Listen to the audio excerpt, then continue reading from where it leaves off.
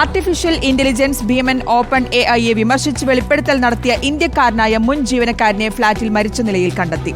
മുൻ ഗവേഷകനായ സുജിർ ബാലാജിയെ കഴിഞ്ഞ മാസം 26-നാണ് സാൻ ഫ്രാൻസിസ്കോയിലെ വസതിയിൽ മരിച്ച നിലയിൽ കണ്ടെത്തിയത്. എന്നാൽ മരണത്തിന്റെ വിവരങ്ങൾ ഇപ്പോഴാണ് പുറത്തുവരുന്നത്.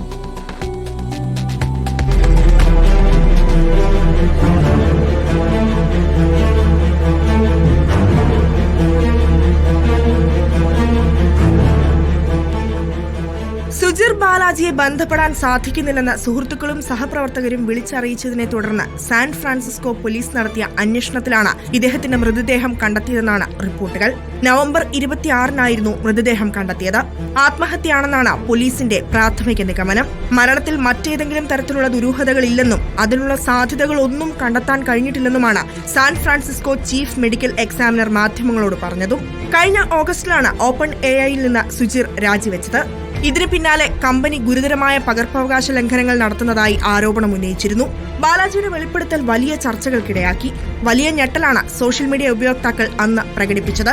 ടെസ്ല CEO ഇലോൺ മസ്കും ഈ വിഷയത്തിൽ പ്രതികരിച്ചിരുന്നു.